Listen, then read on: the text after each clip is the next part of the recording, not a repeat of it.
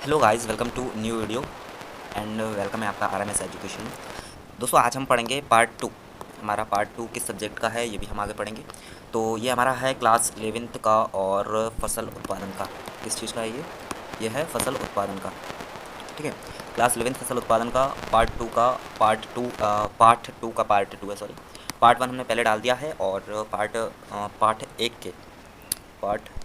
के हम पहले पार्ट वन और टू पहले भी डाल चुके हैं। ठीक है, पार्ट वन और टू डाल चुके हैं, तो आप जाकर के चैनल पर जाकर देख लीजिए और मैंने इनकी प्लेलिस्ट भी बना दी है, तो आप जाकर चेकआउट कर सकते हैं। ठीक है, पशुपालन की और फसल उत्पादन की।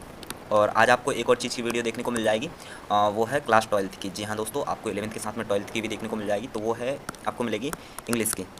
इंग्लिश आपको 12th की इंग्लिश की वीडियो आपसे आज से देखने को मिल जाएंगी। तो आपको रेगुलर ये 3 वीडियो आपको रेगुलर देखने को मिल जाएंगी। हो सकता है आपको 4-5 आगे भी देखने को मिल जाए। ठीक है, तो चलिए बिना इंट्रोडक्शन के शुरू करते हैं इस वीडियो को। तो सबसे पहले हमारे ये वर्ड्स हैं जो आप सर्च करेंगे, जो भी है, ठीक है, जो आपको देखने को मिल रही हैं यहाँ पर। और इसके बाद में हमारे देखने को मिलेंगे पार्ट वन। देखने के लिए नीचे डिस्क्रिप्शन में मैंने आपको यहाँ पर लिंक दे दी है, तो वहाँ से आप पार्ट वन को चेकआउट कर सकते हैं। 11th का है हमारा फसल उत्पादन, इसको इंग्लिश में कहेंगे क्रॉप प्रोटेक्शन एवं हॉर्टिकल्चर। और खेती के प्रकार एवं प्रणालियाँ पार्ट चैप्टर का नेम है। और पार्ट टू है टाइप्स ऑफ सिस्टम्स का, इंग्लिश में बोल सकते हैं। और हमारा पार्ट वन में हमने विकल्प और अति लघु उत्तरीय प्रश्न हमने डिस्कवर कर लिए हैं, मतलब कवर कर लिए थे उसको। अब यहाँ पर हम बात करेंगे लघु उत्तरीय प्रश्न की। ठीक है ना, तो पेंसिल का कलर चेंज करते हैं और शुरू करते हैं बिना किसी इंट्रोडक्शन के। ठीक है, तो आज बात करते हैं हमारे लघु उत्तरीय प्रश्न की। और यहाँ पर हमारा पहला है जो प्रश्न है, प्रश्न वन। सामान्य खेती से आप क्या समझते हैं? इसके कोई 2 लाभ लिखिए। देखिए, सामान्य खेती के बारे में हम पहले भी पढ़ चुके हैं पार्ट वन में, सामान्य खेती क्या होती है। और फिर से हम यहाँ पर इसके लघु उत्तरीय प्रश्न से थोड़ा और बड़े में इसको समझने की कोशिश करते हैं। ठीक है, तो किसी खेती या फार्म पर सामान्य रूप से फसल पैदा करना, मतलब कोई एक्स्ट्रा हमें कोई ज़रूरत नहीं है। सामान्य रूप से फसल जो सामान्य खेती कहलाता है, इस खेती में किसी फसल विशेष को पैदा करने की अनिवार्यता नहीं होती। जैसे कि हम कहें कि नहीं भैया, हमें तो चने की ही खेती करनी है, तो चने की खेती करना ये अनिवार्य नहीं है। यहाँ पर आप किसी की भी खेती कर सकते हैं, नहीं होती, बल्कि किसान की आवश्यकता एवं रुचि के अनुसार पैदा कर सकते हैं। जैसे कि हमें अभी प्याज की ज़रूरत है तो हम प्याज की खेती कर सकते हैं, हमें अभी चने की ज़रूरत है तो चने की खेती कर सकते हैं, खाने के लिए गेहूँ की ज़रूरत है तो गेहूँ की खेती हम कर सकते हैं। ऐसी कोई अनिवार्यता नहीं है कि भैया हमें गेहूँ बोना है, चना बोना है, या फिर कोई बोना ही है, तो ये अनिवार्यता नहीं होती। ठीक है ना, तो चलिए ये हो गया हमारा डेफिनेशन। अब इसके बाद सामान्य खेती के लाभ और देख लेते हैं क्या क्या लाभ है। देखिए, इसमें स्थिति में किसान अपने संसाधनों का पूर्ण रूप से उपयोग कर सकता है। देखिए, अब पूर्ण रूप से क्या, जो उसकी अनिवार्यता है उसके हिसाब से कर रहा है। ठीक है, और अनिवार्यता है मतलब कि एक साधन भी उसके पास क्या क्या लिमिट है साधनों की, तो वो उस हिसाब से भी ये खेती कर रहा है, तो मतलब उसके एक साधनों का पूर्ण रूप से प्रयोग हो जाएगा। तो ये हमारा हो गया एक। दूसरी बात देखते हैं कि इस खेती में किसान के पास पूरे वर्ष कार्य रहता है। देखिए, अब वो जब अपनी इच्छा से खेती कर रहा है तो उसकी इच्छा खेती क्या होगी कि मतलब हमें पूरे वर्ष काम रहेगा। ठीक है, वो पूरे वर्ष बिजी रहेगा, इसलिए वो अपनी इच्छा से क्या क्या खेती करना चाहता है, वो अपनी इच्छा से है। ठीक है, तो इसे क्या कहेंगे, सामान्य खेती हम कहेंगे। अब इसकी हानियाँ क्या है वो देखिए। हानि सिर्फ एक ही है कि यह खेती छोटे एवं सीमांत कृषकों, ये कृषकों है, ये मिसप्रिंट होगा। ठीक है, कृषकों तक ही सीमित रहती है, मतलब छोटे कृषक होते हैं। अब ऐसा नहीं है कि आपको 10-15 एकड़ में आपको ये खेती करनी है और उसमें आप सामान्य खेती करें, तो नहीं, वो नहीं हो पाएगा। ठीक है, और इस खेती में किसान अपने फार्म को एक व्यवसाय के रूप में विकसित नहीं कर सकता है। मतलब इस खेती में क्या होता है, किसान अपने फार्म को जो है व्यवसाय के रूप में विकसित नहीं कर सकता है। व्यवसाय क्या मतलब एक बड़े स्तर पर नहीं ले जा सकता है इसको। ठीक है ना, तो ये व्यवसाय हो गया, तो ये हमारी हानि हो गई। इसके बाद देखिए हमारे नेक्स्ट जो आता है वो है विशिष्ट खेती के लाभ लिखना है। तो विशिष्ट खेती के लाभ देखने, देखिए, फार्म पर उत्तम प्रबंध द्वारा इसे व्यवसाय का रूप दिया जा सकता है, विशिष्ट खेती को। ठीक है, सामान्य खेती को हम व्यवसाय का रूप नहीं दे सकते हैं और विशिष्ट खेती को हम व्यवसाय का रूप दे सकते हैं। ठीक है ना, इसके बाद देखिए भूमि का उत्तम उपयोग हो जाता है, भूमि का उत्तम उपयोग हो जाता है। इसके बाद कम क्षेत्रफल होने पर भी अधिक लाभ कमाया जा सकता है, मतलब क्षेत्रफल कम हो तो भी हम लाभ अधिक कमा सकते हैं। इसके बाद देखिए श्रमिकों की दक्षता एवं क्षमता में वृद्धि होती है। देखिए, विशिष्ट खेती जो है कि क्षमता और दक्षता में वृद्धि करती है। ठीक है ना, तो वैसे तो ये सभी खेती करती हैं, बट इसके लिए यहाँ पर लाभ में पूछा गया तो ये हमने बता दिया। ठीक है, इसके बाद पांचवा लाभ है इसका कि फार्म पर उपलब्ध संसाधनों का अधिकतम प्रयोग किया जा सकता है। मतलब हमारे फार्म पर सभी संसाधन उपलब्ध हैं और उनका अधिकता से प्रयोग हम कर सकते हैं इस खेती के जरिए, क्या विशिष्ट खेती के जरिए। ठीक है ना, इसके बाद देखिए फार्म पर उपयोगी मशीनें रखी जा सकती हैं, मतलब उपयोगी मशीनें रखी जा सकती हैं जिससे कार्य आसानी से हो जाता है तथा गलतियों की संभावना भी न्यूनतम रहती है, मतलब गलतियाँ बहुत कम होती हैं इससे। ठीक है ना, इसके बाद क्वेश्चन नंबर 3 है कि शुष्क खेती की प्रमुख समस्या क्या है, इसे कैसे हल किया जा सकता है, कुछ 6 बिंदु बताना है। शुष्क खेती की समस्या क्या है, देखिए शुष्क खेती की समस्या क्या है कि नमी संरक्षण एक जो समस्या है, उसके बाद खरपतवार नियंत्रण एक समस्या है। ठीक है, इसके बाद समस्याओं का हल क्या है, देखिए मेड़बंदी कर वर्षा के पानी को रोकना चाहिए, तो नमी संरक्षण ये हो जाएगा। और ढालू भूमि में कंटूर खेती करनी चाहिए, मतलब कंटूर खेती, इसमें ढालू भूमि, जैसे कि ढालू मतलब कि खेत कुछ इस तरह से है, मतलब इस तरह ढलान है इसकी, तो ढालू खेती में क्या ऐसी खेती करनी चाहिए, कंटूर खेती करनी चाहिए। ठीक है, उपयुक्त तो फसल चक्र अपनाना चाहिए, मतलब फसल चक्र को अपनाना चाहिए। ऐसा नहीं कि एक बार जैसे कि गेहूँ बो दिया तो लगातार गेहूँ बोते जा रहे हैं, तो वो चीज़ नहीं होनी चाहिए। तो क्या फसल चक्र, गेहूँ के बाद हम कह सकते हैं कि चना तो एक ही हो गया, चलो सोयाबीन मान लेते हैं, मक्का मान लेते हैं, बाजरा जो भी है, तो बदल बदल के खेती, मतलब फसल चक्र को अपनाना चाहिए और जो ऋतु के हिसाब से खेती करनी चाहिए। ठीक है ना, तो ये चीज़ हो जाएगी। इसके बाद देखिए नेक्स्ट हमारा है खरपतवार नियंत्रण करना चाहिए, मतलब कि अगर अनवांटेड जो चीज़ें हैं फसल में हो रही हैं तो उनको समय समय पर खरपतवार उनको निकालना चाहिए, ठीक है ना। और उन्नत फसल पद्धति अपनानी चाहिए, मतलब उन्नत फसल पद्धति क्या होती है, उन्नत मतलब उन्नत खेती होती है एक तरह की, ठीक है। उन्नत फसल उसको अपनाना चाहिए, मतलब जिससे कि हमारी इंप्रूवमेंट और बढ़ जाएगी, ठीक है। कम पानी चाहने वाली फसलों किस्मों को बोना चाहिए, होना चाहिए नहीं बोना चाहिए होगा, ठीक है ना, बोना चाहिए। तो क्या जिससे क्या होगा कि हमारे फसल जो पानी की समस्या है वो कम होगी और फसल हमारी अच्छी होगी, ठीक है ना। इसके बाद देखिए चौथा है कि शुष्क खेती की खरपतवार नियंत्रण समस्याओं का निराकरण किस प्रकार करेंगे। शुष्क खेती मतलब कि कम पानी चाहने वाली खेती, ठीक है ना।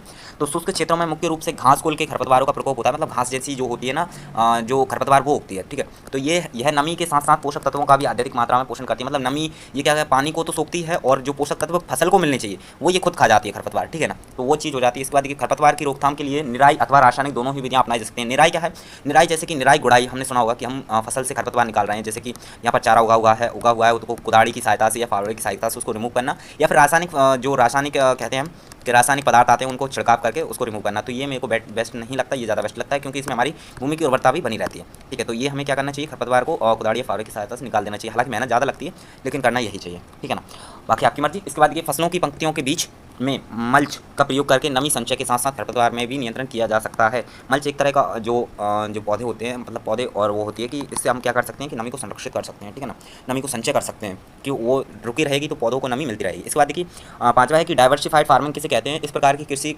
प्रणाली से क्या हानियाँ हैं। देखिए डाइवर्सिफाइड यानी कि डाइवर्स, ये यहाँ पर नाम में ये स्पष्ट हो रहा है कि डाइवर्स हो रहा है कहीं पे, ठीक है ना। तो इसको आगे देखते हैं। तो ऐसी खेती जिसमें फार्म का संगठन कई पदार्थों के उत्पादन के लिए होता है, मतलब कि पदार्थों के कई पदार्थों, जैसे कि बहुत सारे पदार्थ हो गए, एक पदार्थ नहीं अनेक पदार्थ, इस तरह से समझ सकते हैं, एक नहीं अनेक पदार्थ, तथा इनमें से प्रत्येक प्रत्यक्ष रूप से आय का साधन है, मतलब ये भी आय का साधन है और अनेक पदार्थों में से जैसे कि एक एक एक एक, एक तो ये भी आय का साधन होगा, ये सभी आय के साधन है, ठीक होते हैं। तो डाइवर्सिफाइड फार्मिंग कहलाती है। डाइवर्सिफाइड फार्मिंग की हानियाँ क्या है, देखिए किसान को प्रायः अवकाश नहीं मिलता, मतलब जब हम अनेक प्रकार की खेतियाँ कर रहे हैं तो उसमें क्या है, सभी फसलों का अलग अलग टाइमिंग होता है। इस टाइम पे कुछ इसमें खरपतवार इस टाइम पे आ रही है, तो इसमें इस टाइम पे आ रही है, तो उसमें क्या है, निकालने में टाइम जाता है, तो मतलब उसमें किसान को टाइम नहीं मिलेगा, ठीक है। और इससे क्या होता है कि किसान को प्रति अरुचि उत्पन्न होती है, मतलब कि जब हम साल भर लगे रहेंगे तो यार बोरिंग टाइप का हो जाएगा, मतलब हम साल भर काम ही काम कर रहे हैं, तो अरुचि प्रकार की हो जाएगी। इसके बाद फार्म पर कार्यों का दबाव अधिक होने से प्रायः किसी न किसी कार्य को छोड़ना पड़ता है। देखिए अब दबाव क्यों होगा, जब हम अनेक प्रकार की खेतियाँ कर रहे हैं, तो मैंने जैसे अभी बताया कि इसका टाइमिंग कुछ और है, इसका टाइमिंग कुछ और है, पानी देने का, इसमें खाद फेंकने का, इसमें निराई गुड़ाई करने का, तो इनका सबका टाइमिंग अलग अलग होता है, ठीक है। तो इससे क्या होता है कि कुछ काम छूट जाते हैं, मान के चलिए इसका भी सेम टाइम पर, इसका भी सेम टाइम पर, तो हमें जरूरी ये है, ये इतना जरूरी नहीं है, तो हम इसको करेंगे, इसको छोड़ देंगे, तो इस चक्कर में ये छूट जाता है, तो ये छोड़ना पड़ता है ना।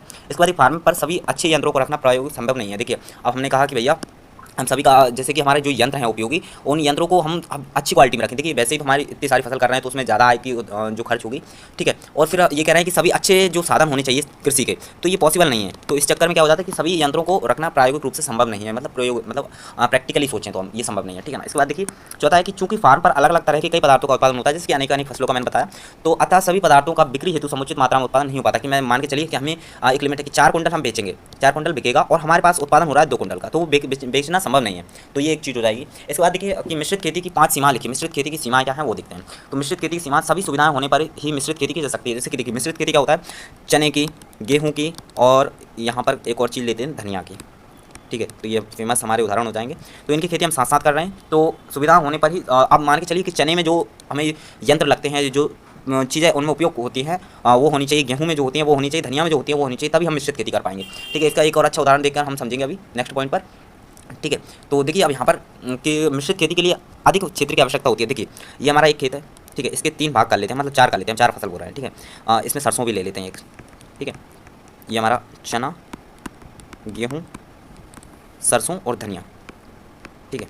अब यहाँ पर ये हमने चारों में एक एक फसल बो दी, ठीक है। अब जैसे कि मैंने बताया कि हमें बेचने के लिए 2 कुंटल की आवश्यकता है, मतलब 4 की आवश्यकता है, तो इस हिस्से से इतनी फसल नहीं हो पाएगी कि जितनी हम बेच सकें। तो इससे क्या होगा कि बड़ा क्षेत्र चाहिए तब हम कर सकेंगे, तो वो यहाँ पर पॉइंट बताया जा रहा है। इसके बाद आर्थिक दशा अच्छी होने पर ही मिश्रित खेती की जा सकती है। देखिए अब जो चारों चीज़ें हैं, चारों में अलग अलग प्रकार के यंत्र वगैरह जो भी यूज़ होंगे, जो सभी मतलब मटेरियल, जो यह एक अकेली फसल है, मतलब इसको एक टाइम पर हम एक कर सकते हैं, तो ये एक फसल है, तो ये वही टाइम यहाँ पर लगेगा। और मिश्रित खेती करेंगे तो चारों का एक साथ टाइम लग रहा है, मतलब जो एक साथ ये अलग टाइम लगना चाहिए था, इसका अलग टाइम होना चाहिए था, इसका अलग, लेकिन हम चारों का एक साथ टाइम कर रहे हैं, तो क्या होता है कि किसान की दशा अच्छी होनी चाहिए तब ये कर सकेगा, ठीक है। प्रबंधक पर कार्यभार ज़्यादा रहता है। देखिए चारों का एक साथ कर रहा है तो चारों को ज़्यादा कार्यभार हो जाएगा, ठीक है ना। इसके बाद विभिन्न कार्य को सफल करने के लिए कभी कभी मजदूरों की आवश्यकता होती है। देखिए अब अकेला व्यक्ति कुछ नहीं कर सकता, जब काम ज़्यादा हो जाता है तो उसे मजदूरों की आवश्यकता पड़ती है, तो वही चीज़ यहाँ पर समझाने की कोशिश की जा रही है, ठीक है। अब मिश्रित खेती के लाभ क्या है, देखिए मिश्रित खेती क्या है, देखिए लाभ भी पढ़ते हैं हम इसके। तो मिश्रित खेती से किसान की आर्थिक आय सही होती है। देखिए अब आर्थिक आय सही कैसे होती है कि हमारे पास चना भी है, गेहूं भी है, सरसों भी है, धनिया भी है। अब इसका भाव यहाँ पर तेजी से है और इसका भी तेजी से, इसका भी तेजी से। अब मान के चलिए कि हम एक टाइम पे एक ही फसल कर रहे हैं चने की। अब भैया चने का भाव कम है, गेहूं, धनिया और इसका सरसों का भाव ज़्यादा है। तो मतलब कि हमारे पास यहाँ पर ये 3 फसल तो है ही नहीं। अगर हम इसको अकेली खेती करते हैं तो इससे हमारा लाभ नहीं होगा। और अगर हम मान के चलिए चारों खेती एक साथ करते हैं तो भैया इसका भाव नहीं भी मिलने पर हमारे पास 3 है तो उसकी आर्थिक आय सही हो जाएगी, ठीक है। और खेती के अलावा अन्य आय के साधन उपलब्ध होने पर कृषक की आर्थिक स्थिति में सुधार होता है। देखिए खेती के अलावा मान के चलिए मिश्रित खेती जरूर नहीं है कि हम यही खेती करें। चलो एक इसका अच्छा उदाहरण देता हूँ कि हम मान के चलिए कृषि का ही उदाहरण लेकर नहीं चलते हैं। कृषि के साथ में हम पशुपालन, ठीक है, पशुपालन और यहाँ पर भेड़ बकरियाँ मांस के लिए जो भी होता है वो सभी पाल लेते हैं। तो इससे क्या होगा कि हमारी कृषि सही नहीं थी तो पशुपालन तो हमारा अच्छे से चल रहा है और भेड़ पालन अच्छे से चल रहा है तो वो एक चीज़ हो जाएगी। इसके बाद दूध, दही, मक्खन, क्रीम आदि पौष्टिक आहार पशुओं से प्राप्त होते हैं तो पशुपालन से हमें ये चीज़ें प्राप्त हो जाएंगी तो उनका एक अच्छा बेनिफिट है। इसके बाद अधिक आय होने से कटक का सामाजिक स्तर कृषक का हो जाएगा। यहाँ पर क्या हो जाएगा, कृषक का सामाजिक स्तर ऊंचा उठ जाता है। मतलब कि जब हमारे पास ज़्यादा आय, वैसे भी हम अब आज के ज़माने में देखते हैं जिसके पास ज़्यादा पैसा उसका ज़्यादा होता तो वो चीज़ यहाँ पर हो जाएगी। इसके बाद भूमि का पूरी तरह से उपयोग होता है। जब हमारे पास इतनी भूमि है, ठीक है, तो इसका हम पूरी तरह से उपयोग करेंगे क्योंकि हमारे पास ये सीमित चीज़ें हम इसमें बो रहे हैं और ये पूरी फिट आ रही है इसमें तो वो पूरी तरह से उपयोग हो जाएगा। इसके बाद परिवार के सभी सदस्यों के साल भर रोजगार मिला रहता है। परिवार में सदस्य 5 हैं, ठीक है। और भैया अगर हम चने की अकेले की खेती करते हैं तो हमें सिर्फ 2 जनों की जरूरत है तो बाकी के 3 लोग जो हैं बेकार बैठे रहेंगे। और अगर हम मिश्रित खेती करते हैं तो बाकी के चने में चलेगा 3 लोग, 2 लोग और यहाँ पर सरसों की खेती की उसमें चलेगा 2 लोग और गेहूँ का मान के चलो कि सभी बराबर मिलकर कर लेंगे, ठीक है ना। तो वो सभी का उपयोग समुचित रूप से हो जाता है। इसके बाद श्रमिकों का अधिक उपयोग होता है। मतलब श्रमिक जो हम काम पे लगाते हैं लोगों को उनका अच्छे से उपयोग हो जाता है। इसके बाद भारतीय परिस्थिति में मिश्रित खेती सबसे उपयुक्त 4 कारण बताइए। मिश्रित खेती सबसे अच्छी क्यों है भारतीय और उसके हिसाब से, तो उसके 4 कारण बताना है। तो चलिए 4 कारण देखते हैं इसके। तो पहला तो कारण ये है कि भारतीय किसानों की आय पूरे वर्ष सतत रहती है। मतलब आय मतलब कि जो हमारी नेटवर्थ होती है, नेटवर्थ, ठीक है। तो नेटवर्थ जो होती है वो सतत मतलब एक तरह होती है, ठीक है। तो मिश्रित खेती द्वारा किसानों को पूरे वर्ष आय का साधन बना रहता है। जैसे मैंने बताया था कि सभी अगर हमारे पास इसकी खेती नहीं भी है तो हमारा पशुपालन है, मुर्गी पालन है, भेड़ पालन जो भी है, ठीक है। इसके बाद भारतीय किसान वर्ष के कुछ माह को छोड़कर पूरे वर्ष खाली व बेरोजगार ही रहते हैं। मतलब कि इससे क्या होता है, देखिए हमने बोई चने और चना अभी जैसे हम नॉर्मली करते हैं चने की और सोयाबीन की खेती, ठीक है। तो ये क्या हमारा 3 महीने में 3 महीने में पड़ जाती है तो 6 महीने हो गए, मतलब 6 कमान के चले हम 10 महीने हो गए तो 2 महीने हम बेकार बैठे रहेंगे, 2 या 3 महीने। तो वो बात यहाँ पर की जा रही है, तो बेरोजगार रहता है। अतः मिश्रित खेती द्वारा समय का सदुपयोग होता है तथा खेती की आय अन्य आवश्यकताओं के लिए आय का एक नवीन स्रोत पैदा होता है। अब बाकी जो 3 महीने हमारे पास बचे हैं हम इसमें और कुछ भी कर सकते हैं, जैसे कि मछली पालन हो गया या फिर सरसों बो दिया तो वो उसका समुचित प्रयोग हो जाएगा, ठीक है। तो वो बात यहाँ पर की जा रही है। इसके लिए भारत में श्रमिकों को आसानी से कम पारिश्रमिक पर उपलब्ध हो जाती है अतः मिश्रित खेती हेतु मजदूरों की समस्या नहीं रहती। हमारे भारत में क्या होता है कि इंसान क्या है कि 200 रुपये के लिए भी काम करने के लिए तैयार है तो उसके लिए काम होना चाहिए। सिर्फ मेहनती इंसान है, साहब क्या करें, तो हमें 200 रुपये मिलेंगे ना तो उसमें भी काम कर लेंगे हम। तो वो बात की जा रही है कि हमारे पास श्रमिक जो है कम आय में भी उपलब्ध हो रहे हैं तो वो एक चीज़ हो जाएगी। मिश्रित खेती द्वारा प्राप्त उत्पादन की बाजार में खपत आसानी से हो जाती है। अब मिश्रित खेती क्या भैया हमारे पास कम हो रहा है, 2 इससे हो गया, 2 इससे, 2 इससे और 2 इससे 4, 2, 2 8 हो गया तो इसकी खपत क्या आसानी से हो जाएगी क्योंकि ये चना वाला ले गए, धनिया वाला, ये गेहूं वाला, ये सरसों वाला, ये चारों ले गए तो खपत आसानी से हो जाएगी। इसके बाद देखिए हमारे देश में अधिकांश किसान पर आज भी सिंचाई की पर्याप्त सुविधा नहीं है। यहाँ वर्ष का वितरण एवं मात्रा भी निश्चित नहीं है। वर्षा की जो निश्चित नहीं है कि मतलब इसी टाइम पर हो और इतनी ही हो हम जितनी चाहते हैं। तो जोखिम का खतरा हमेशा बना रहता है। मिश्रित खेती द्वारा जोखिम को काफ़ी हद तक कम किया जा सकता है। देखिए कम कैसे, चना क्या है कम फसल चाहने वाली फसल है और धनिया भी कम पानी चाहने वाली फसल है। इसके बाद गेहूं जो है अधिक पानी चाहने वाली फसल है तो भैया हम इसमें पानी दे देंगे। अगर इनमें कम भी हुआ तो कोई दिक्कत नहीं होगी। तो मतलब अगर किसान के पास पानी की व्यवस्था कम है तो इससे काम चल जाएगा तो मिश्रित खेती वो कर सकता है। इसके बाद सिंचित खेती के प्रमुख 6 लाभ बताना है। तो सिंचित खेती के प्रमुख लाभ निम्नलिखित हैं। सिंचित खेती से उत्पन्न अधिक होने के कारण किसानों की आय में वृद्धि होती है। मतलब पानी अगर हम ज़्यादा देंगे तो फसल अच्छी होगी, ठीक है। भूमि का उपयोग फसल उत्पादन के लिए वर्ष भर किया जा सकता है। मतलब भूमि का उत्पादन जो है किसानों के लिए जो फसल उगाने के लिए वर्ष भर किया जा सकता है। इसके बाद कृषक को वर्ष भर आमदनी की प्राप्ति होती है। पानी अगर होगा हमारे पास तो हम सभी प्रकार की सब्जियां, फल, फ्रूट जो भी लगा सकते हैं तो उससे हमारी आय भी बढ़ जाएगी। इसके बाद श्रमिकों का वर्ष भर कृषि कार्य में उपयोग होता है। तो मतलब जो श्रमिक होते हैं उनका वर्ष भर हम काम में ले सकते हैं। इसके बाद उत्पादन अधिक होने पर देश में खाद्यान्न समस्या का संकट भी समाप्त हो जाता है। अगर उत्पादन हम ज़्यादा करेंगे, पानी ज़्यादा होगा तो उत्पादन ज़्यादा होगा और खाद्यान्न समस्या भी नहीं बढ़ जाएगी। जैसे किसान की अपनी घरेलू आवश्यकता अनुसार भी फसल का चयन कर सकते हैं। जैसे भैया हमें सब्जी की आवश्यकता है तो हम सब्जी बो सकते हैं, ठीक है ना। इसके बाद सिंचित खेती क्या है, इसकी 2 सीमाएं रखिए। तो सिंचित खेती फसलें उगाने की एक आधुनिक तकनीक है।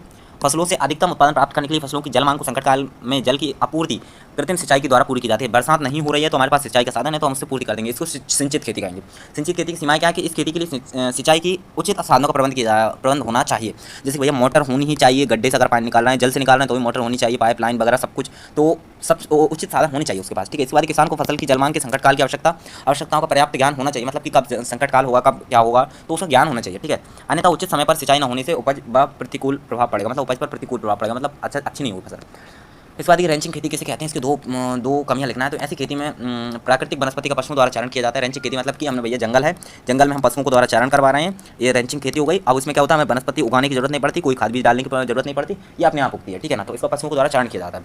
तो इसमें क्या होता है, इस खेती में रेंच के रूप में प्रयोग होने वाली क्षेत्र की ना तो जुताई की जाती है और ना ही इसमें फसलों को उगाया जाता है। वनस्पति प्राकृतिक वनस्पति अपने आप ही हो जाती है। जैसे कि मैंने अभी बताया वही यहाँ पर चीज़ सेम चीज़ समझाई गई है, ठीक है ना। रेंचिंग खेती के लाभ क्या है? इस खेती में प्राय लागत नहीं आती, कोई लागत ही नहीं आई, वनस्पति अपने आप उग रही है, तो हमें उसमें क्या करना है, ठीक है ना। तो हमें सिर्फ पशु को पालना है।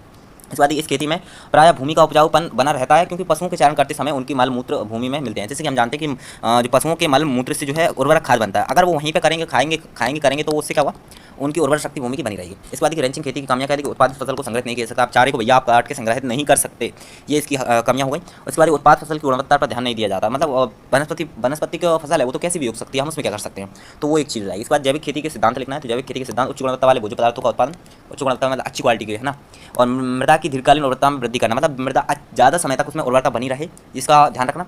उत्पादन लागत को कम करके कृषक की अधिकतम लाभ पहुंचाना, मतलब उत्पादन लागत को कम करना, मतलब उत्पादन करने में जो लागत लग रही है उसको कम करना, ठीक है, उसको कृषक को लाभ पहुंचाना। इसके बाद कि पर्यावरण को प्रदूषण से बचाकर भावी पीढ़ी के लिए प्राकृतिक वातावरण को सुरक्षित रखना। भैया हमारी ये पीढ़ी है, इसके बाद नेक्स्ट पीढ़ी आएगी, तो इसके लिए हमें यहाँ पर जरूरी जो है वातावरण और जो चीज़ें हैं वो छोड़ना चाहिए, तो इसका प्रदूषण को बचाकर हम ये भावी पीढ़ी के लिए छोड़ सकते हैं। जैविक खेती क्या है, इसके 4 गुण लिखिए।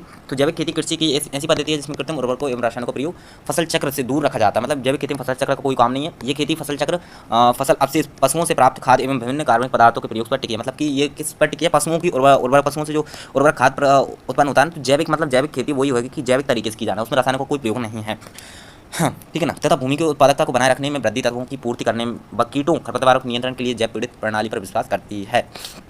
तो ये जैविक खेती हो गई। इसके बाद जैविक खेती के 4 गुण लिखना है। तो जैविक खेती द्वारा उच्च गुणवत्ता वाले भोज्य पदार्थों का उत्पादन किया जा सकता है, ठीक है ना। मृदा की दीर्घकालीन उर्वरता में बढ़ोतरी होती है, मतलब मृदा को ज़्यादा समय तक हम उसको रख सकते हैं, उसकी उर्वरता को, ठीक है ना। विदेशों में जैविक खेती द्वारा उगाई गई फसलों की मांग अधिक है, मतलब विदेशों में भैया हमारे पास जैविक खेती के साधन है, तो विदेशों में उसकी मांग अधिक है, तो हम उसको निर्यात कर सकते हैं, ठीक है ना। और जैविक खेती द्वारा कृषि उपज की लागत को कम किया जा सकता है, मतलब जैविक खेती का उपयोग करके हम रासायनिक खादों का जो खर्चा आता है उसको बचा सकते हैं, जिससे कृषक को अधिक लाभ प्राप्त हो सकता है, ठीक है ना। इस खेती द्वारा परितंत्र के संतुलित प्रबंध द्वारा पर्यावरण को प्रदूषण से बचाकर वर्तमान एवं भावी पीढ़ी हेतु भोजन व जीविकोपार्जन की व्यवस्था के साथ साथ प्राकृतिक वातावरण को सुरक्षित रख सकते हैं। ये जैविक खेती के लाभ हो गए। इसके बाद गहन खेती क्या है, इस प्रकार की खेती के लिए प्रमुख आवश्यकताएं क्या हैं। तो देखिए, खेती की ऐसी प्रणाली जिसके द्वारा प्रति इकाई क्षेत्रफल से अधिक उपज एवं आर्थिक लाभ प्राप्त करने पर बल दिया जाता है, गहन खेती कहलाती है। इस खेती द्वारा ही कृषक वर्ग में 3 से 4 फसलें ले सकता है, मतलब जो क्या है, जो खेती है कि क्या कहते हैं, गहन खेती के द्वारा हम फसलों को 4 फसल ले सकते हैं एक वर्ष में। जैसे कि भैया हमने इस टाइम पे बरसात के टाइम पे सोयाबीन की फसल बोली, ठीक है, उसके बाद में मटर जो हम बो देंगे उसके ये तो मतलब उसी के साथ में इसके बाद चने की फसल हो गई और चने गेहूँ की फसल, इसके बाद में हम क्या बोलते हैं मूंग की फसल ले सकते हैं। तो ये हमारी 4 फसलें हो गई। गहन खेती इसका चलिए इसको मैं जल्दी पढ़ देता हूँ जिससे कि टाइम वेस्ट नहीं हो। तो गहन खेती के लिए प्रमुख आवश्यकताएं जैसे कि स्पष्ट है कि गहन खेती से प्रति इकाई क्षेत्र से अधिकतम उत्पादन किया जाता है, अतः इसके लिए उन सभी विधियों की आवश्यकता होती है जिससे उत्पादन को बढ़ाया जा सके। इसके अंतर्गत कृषि विज्ञान के क्षेत्र में हो रहे अनुसंधान का लाभ कृषक को पहुंचाया जाता है, ठीक है ना। फसलों एवं पशुओं को उन्नत नस्लों के विकास एवं प्रयोग पर बल दिया जाता है। रासायनिक उर्वरकों द्वारा फसलों के उत्पादन को बढ़ाकर एवं शाकनाशियों द्वारा कीटनाशकों द्वारा उनकी सुरक्षा कर उपज को बढ़ाते हैं। इसके अलावा उर्वरक देने की विधियों, सिंचाई सुविधाओं का विकास, उन्नत कृषि यंत्रों के प्रयोग, उन्नत शस्य तकनीक द्वारा उपज में वृद्धि। इसका सीधा सीधा मतलब यह है कि हम भैया प्रति इकाई क्षेत्र से अधिकतम उत्पादन कर सकते हैं। इसके वैज्ञानिक तरीके से हम संसाधनों का लाभ कृषक को पहुंचा सकते हैं और पशुओं की उन्नत नस्ल का विकास कर सकते हैं। रासायनिक उर्वरकों का उपयोग करके हम फसल को बढ़ोतरी कर सकते हैं, ठीक है ना। इसके बाद 15 क्वेश्चन है निम्नलिखित को समझाइए। तो जैविक खेती और मिश्रित खेती, हम जैविक खेती पढ़ चुके हैं, मिश्रित खेती पढ़ चुके हैं, ठीक है। तो ये दोनों आप ऊपर जाकर पढ़ लें अगर आपने वीडियो नहीं देखी है तो, ठीक है ना। तो ये हम नहीं पढ़ेंगे जिससे कि टाइम, चलो भैया पढ़ लेते हैं क्योंकि ये एंड क्वेश्चन है, ठीक है ना। तो जैविक खेती क्या है, जैविक खेती की ऐसी पद्धति है जिसमें कृत्रिम उर्वरकों एवं रसायनों को फसल चक्र से दूर रखा जाता है। मतलब जैविक मतलब कि जैविक साफ सुथरी खेती, इसमें रसायनों का कोई प्रयोग नहीं है। इससे फसल अपशिष्ट पशुओं से प्राप्त खाद्य एवं विभिन्न प्रकार कार्बनिक पदार्थों तक टिकी है तथा भूमि की उत्पादकता को बनाए रखने वृद्धि तत्वों की पूर्ति करने एवं कीटों खरपतवार नियंत्रण के लिए जैव पीड़ित प्रणाली पर विश्वास करती है। मतलब कि इसमें सीधा सीधा मतलब ये है कि इसमें रसायनों का कोई प्रयोग नहीं है, ये सिर्फ प्योर जैविक खेती है। इसका पशुओं के द्वारा हम इसको कर सकते हैं, मतलब उनकी मलमूत्र जो भी है। इसके बाद मिश्रित खेती में फसलों के उत्पादन के साथ साथ ऐसे व्यवसाय भी चलाए जाते हैं जो कि कृषि संबंधित तथा उन पर आश्रित है। मतलब कि जैसे कि फसल के उत्पादन के साथ मुर्गी पालन, पशुपालन, मछली पालन, मधुमक्खी पालन आदि व्यवसाय जो कि मिश्रित खेती हो जाएगी। अब यहाँ पर देखिए भैया क्या चीज़ है कि फसल उत्पादन चैप्टर 2 पार्ट 2 सॉल्यूशन पीडीएफ यहाँ से मिल जाएगी आपको। पीडीएफ के लिए आपको डिस्क्रिप्शन में लिंक मिल जाएगी, या फिर आप गूगल पर सर्च कर सकते हैं RK होम स्टडीज़, ठीक है। ये सर्च करेंगे आपको वेबसाइट खुलकर आएगी, वहाँ पर आपको जितना भी मैं यहाँ पर कंटेंट पढ़ाऊंगा इसकी पीडीएफ यहाँ पर मिलेगी। और दूसरी सेकंड चीज़ ये है कि टेलीग्राम पर आपको इसकी पीडीएफ प्रोवाइड करा दी जाएंगी। टेलीग्राम का नीचे लिंक दिया गया है डिस्क्रिप्शन में, आप वहाँ से सर्च देख सकते हैं, या फिर आप टेलीग्राम पर सर्च कर सकते हैं RMS एजुकेशन, जो चैनल का नाम है उसको सर्च करेंगे। और अगर आप 2.0 और लगा देते हैं तो आपको और अच्छे से मिल जाएगा, ठीक है ना। तो ये चीज़ आपको ध्यान रखना है। और बाकी नीचे क्या है, और नीचे ये आपके टैग्स हैं जो आप सर्च करेंगे, तो इनको आप सर्च करने पर आपको यहाँ पर मिल जाएगी आपकी जो वीडियो है। और इसको ध्यान में रखना। Thanks for watching this post और लव यू ऑल, हमें आपसे बहुत प्यार है, ठीक है ना। आप हमारे सब्सक्राइबर हैं। और इसके बाद में ये RMS एजुकेशन, उसका भी ध्यान रखना है, आपको इसको बहुत सपोर्ट करना है जिससे कि ज़्यादा से ज़्यादा छात्रों को मदद हो सके। अभी सिर्फ आपको यहाँ पर देखने को 7 सब्सक्राइबर देखने को मिल रहे हैं, तो भैया इसको जल्दी से जल्दी बढ़ाइए थोड़ा यार, 100-200 के करीब ले जाइए, ठीक है। ज़्यादा टारगेट नहीं है, आप 1000 सब्सक्राइबर हम लेके चल रहे हैं जिससे कि ज़्यादा से ज़्यादा लोगों की मदद हो सके। चलिए दोस्तों, आज की वीडियो में इतना ही, ज़्यादा बकबक नहीं करते हैं, वीडियो लंबी हो चुकी है, आपको देखेंगे नहीं इतनी। तो आई होप गाइस आपको वीडियो पसंद आएगा। वीडियो को लाइक कमेंट शेयर करना मत भूलिए और ऐसी वीडियो के लिए चैनल RMS को सब्सक्राइब कर लीजिए। थैंक यू, धन्यवाद।